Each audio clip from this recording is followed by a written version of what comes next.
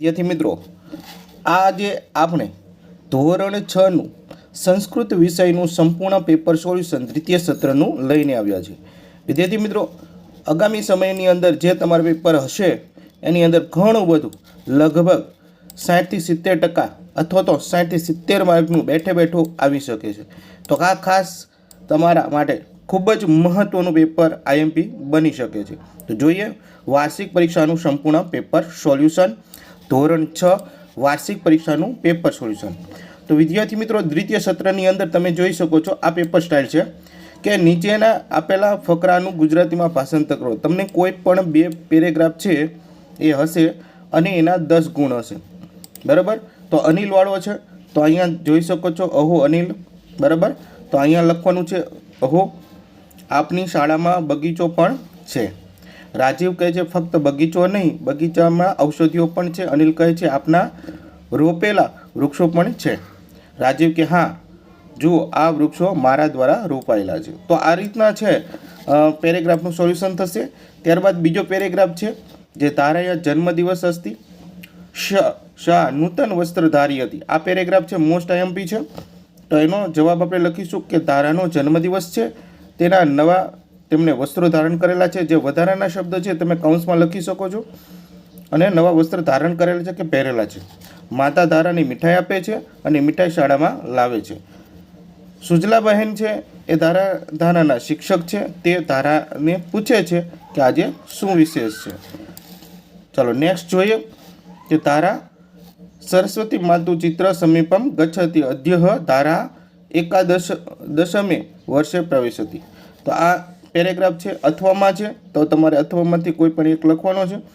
તો કહે છે તારા સરસ્વતી માતાને ચિત્ર પાસે જાય છે અને તારા છે 11મા વર્ષમાં પ્રવેશ કરે છે, તેથી તે 11 દીવા પ્રગટાવે છે અને સરસ્વતી માતાને વંદન કરે છે। પ્રશ્ન નંબર 2 છે, બ ની અંદર છે તમારે 6 ગુણ છે, ગુજરાતીમાં ભાષાંતર શ્લોકનું કરવાનું છે। 2 શ્લોક છે, બરાબર, એટલે એકના 3 ગુણ જોઈએ।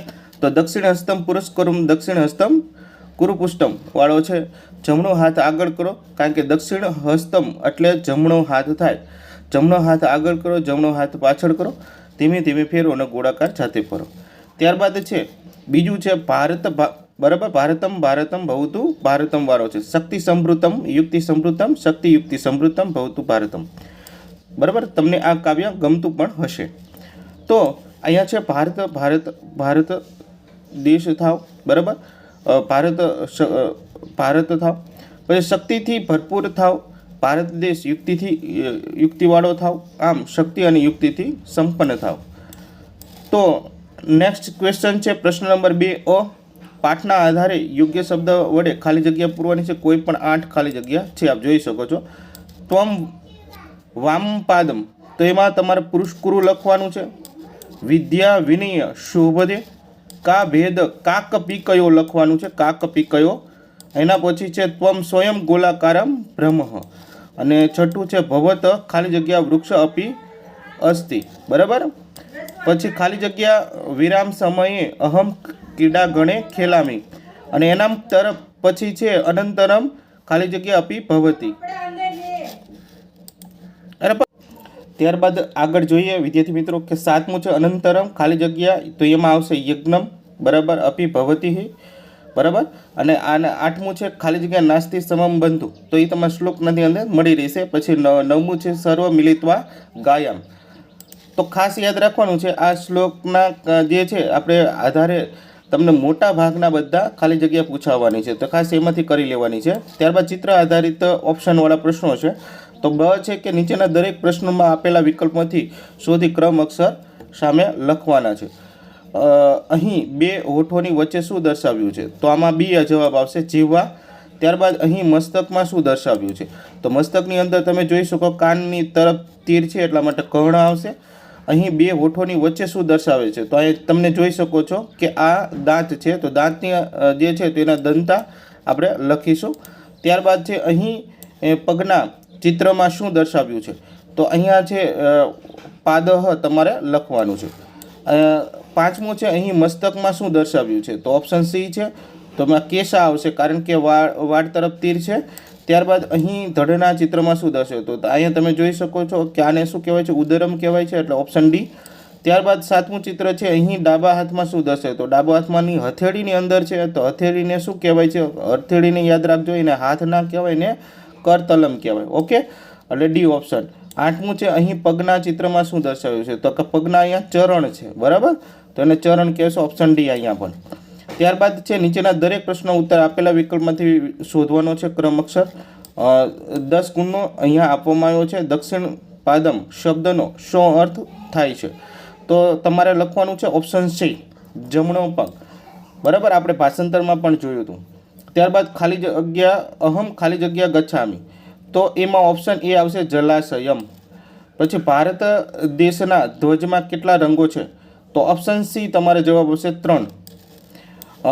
પછી ભક્તિ સાધકમ, બરાબર, ભક્તિ સાધકમ ખાલી જગ્યા સાધકમ, તો ભક્તિ મુક્તિ સાધકમ, ઓપ્શન ડી આવશે મુક્તિ, બરાબર. 5મું છે, કાગડા અને કોયલનો ભેદ ક્યારે સમજાય છે તો ઓપ્શન બી આવશે વસંત ઋતુમાં.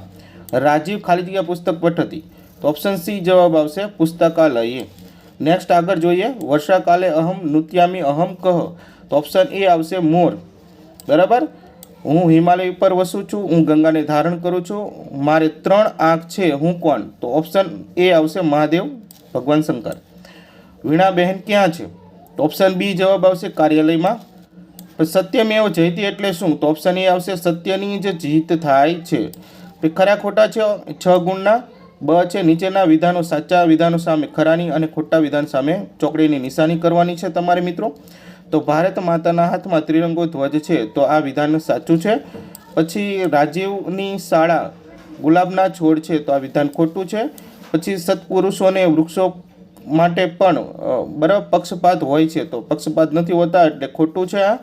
અંતમાં સુજલાબહેન સૌને મીઠાઈ વહેંચે છે, તો આ વિધાન ખોટું છે. પછી ધનવાન ન જ શીલવાન હોય છે, તો આ વિધાન ખોટું છે. અને વિદ્યા વિનયથી શોભે છે, આ વિધાન સાચું છે. નીચેના પ્રશ્નોના ગુજરાતીમાં ઉત્તર લખો, ગમે તે 4.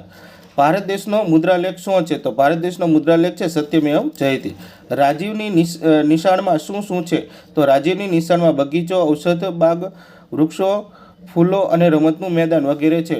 સજ્જન દુર્જનોથી કઈ રીતે જુદો પડે છે એ લખવાનું છે. અને સાચી વિદ્યાર્થી કોણ હોય છે, બરાબર, તો સાચો વિદ્યાર્થી કોણ હોય છે, તો આ જવાબ છે તમારે લખવાના છે વિદ્યાર્થી મિત્રો.